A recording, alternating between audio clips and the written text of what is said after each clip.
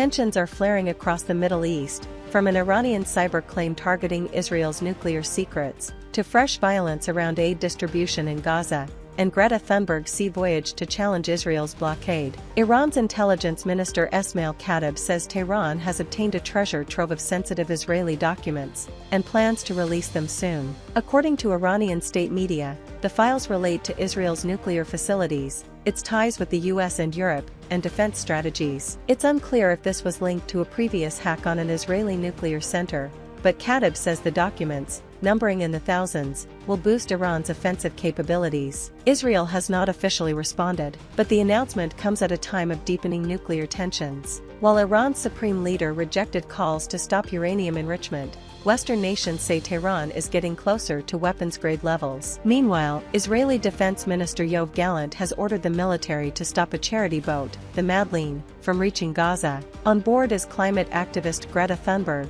along with 11 others, including French MEP Rima Hassan. The yacht, sailing under a British flag, is part of the Freedom Flotilla, carrying symbolic aid like rice and baby formula to protest Israel's blockade. Thunberg said she's challenging what she called Israel's illegal siege and war crimes in Gaza. But Israel sees the flotilla as a security threat, saying the naval blockade is needed to prevent weapons reaching Hamas. Officials say the Madeleine will be intercepted and redirected to the Israeli port of Ashdod, and its crew deported. As Gaza suffers under war and famine warnings, deadly violence broke out again near aid sites. At least 4 Palestinians were killed on Sunday while heading to a food distribution point in Rafah. One of them, 𝐒𝐭𝐲𝐬𝐬, was trying to get flour for his 5 children. He was shot in the head, according to medics and his grieving family. The Israeli army said it had fired warning shots at a group deemed a threat in an active military zone, but acknowledged reports of injuries. This is part of a growing pattern. Dozens have died near aid centers since the Gaza Humanitarian Foundation,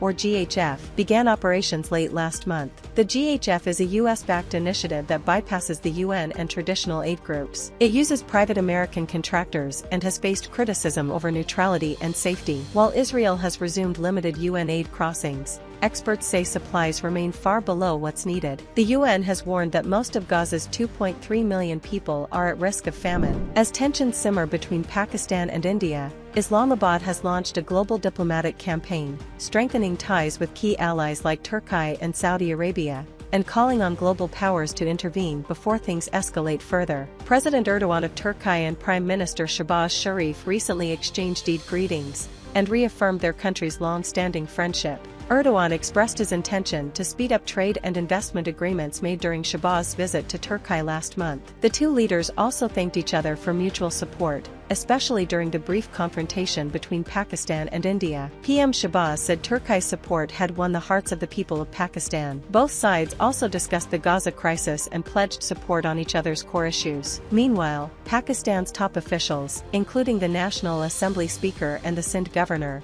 met with Saudi Crown Prince Mohammed bin Salman. They thanked the kingdom for backing Pakistan during recent tensions with India, and for its broader support to the Islamic world. At the same time, Pakistan has dispatched high-level delegations to the United States, UK, Brussels, and Russia to present its position on recent India-Pakistan hostilities. Led by former foreign ministers and seasoned diplomats, the team called for international intervention, especially from the US, over India's actions, particularly its move to suspend the Indus Waters Treaty and the situation in Kashmir. Former Minister 𝐾𝐚𝐰𝐬 told DawnNews that while the US sees the ceasefire as a done deal, Pakistan wants global powers to push for long-term peace. Senator Sherry Raymond warned of the dangers of water being used as a weapon and called Kashmir the largest open-air prison after Gaza. In Washington and New York, the Pakistani delegation met UN officials, members of US Congress, and think tanks, highlighting Pakistan's preference for dialogue, but also its concern that India's current behavior could push the region into war. India, too, has launched its own diplomatic countereffort. A separate Indian delegation, including MPs from multiple parties, has been visiting countries like the US, presenting New Delhi's stance on terrorism and national security. Both sides have been lobbying key global capitals, including Washington, Moscow, and Brussels, hoping to shape international opinion and gain support.